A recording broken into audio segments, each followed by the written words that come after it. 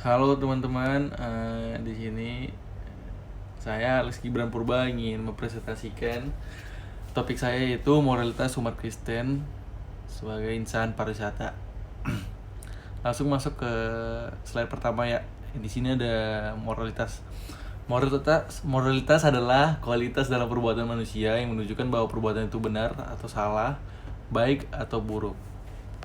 Langsung lanjut ke slide 2. Ada moralitas Kristiani.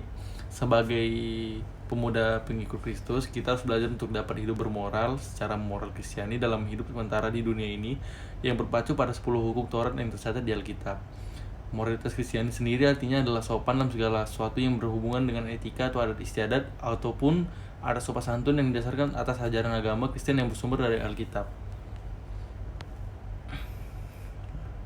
Dan moral Kristiani itu kita harus mempunyai pedoman moralitas Kristiani. Bagi insan pariwisata sangatlah penting untuk dapat membantu kita mengetahui mana yang benar dan mana yang salah, mana yang baik dan mana yang buruk, dan kita dapat membantu mengambil keputusan ataupun kesimpulan yang didasarkan oleh ajaran-ajaran Kristus yang tercantum di Alkitab. Slide berikutnya kita akan membahas moralitas Kristiani.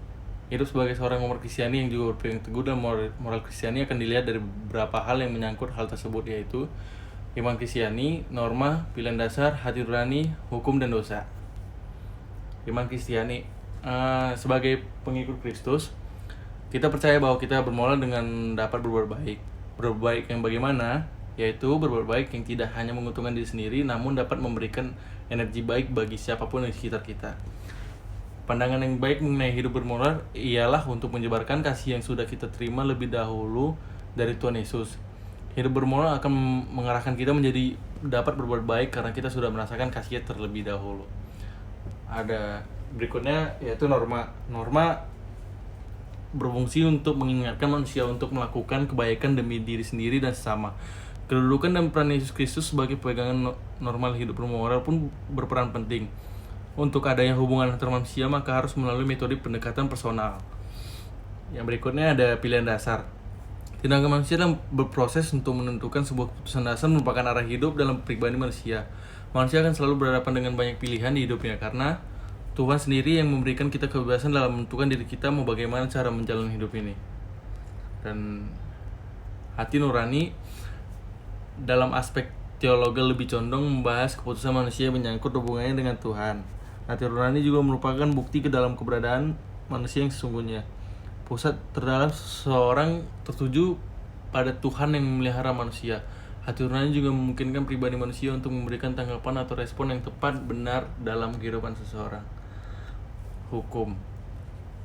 Jika kita berbuat salah, pasti akan terpikirkan oleh kita apa sanksi yang akan kita dapat. Karena pada akhir di dunia ini kita akan dianggap tidak bermoral jika berperilaku tidak sesuai dengan norma moral yang ada. Dosa. Paham dosa dalam kitab suci disebutkan bahwa dosa merupakan bentuk dari perlawanan atau pemberontakan terhadap Allah yang dapat muncul akibat adanya kebebasan yang dimiliki oleh manusia. Firman Tuhan dan pengaplikasiannya dalam kehidupan sehari-hari. Ayat 1 yang pertama itu Amsal 12 ayat 24 tertulis, tangan orang rajin memegang kekuasaan, tapi kemalasan mengakibatkan kerja paksa. Yang artinya orang yang rajin itu akan bekerja dengan sungguh-sungguh, dengan demikian ia akan mendapatkan kedudukan dan kekuasaan. Sebaliknya, dengan orang yang masih cenderung mengalami kesulitan dan tidak akan mendapat kedudukan ataupun kekuasaan. Yang kedua, Injil Amsal ayat 6 tertulis, hai pemalas, pergilah kepada semut dan perhatikanlah lakunya dan jadilah bijak. Artinya, bagi mereka yang tidak bekerja tidak akan mendapatkan apa yang dia mau. Yang berikutnya firman Tuhan dan pengaplikasinya kehidupan sehari-hari itu berikutnya nomor 3 nih. Di nomor 3 di Injil Amsal 13 ayat 20 tertulis, siapa bergaul dengan orang bijak akan menjadi bijak, tetapi siapa bertemu dengan orang bebal menjadi malang. Artinya pergaulan itu punya pengaruh yang kadang menentukan dan mempengaruhi hidup dan perilaku seseorang.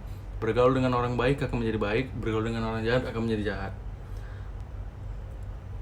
Ya, di slide berikutnya kita sebagai umat Kristiani yang bekerja dalam bidang pariwisata pun nilai moralitas Kristiani di atas yang sudah saya jelaskan.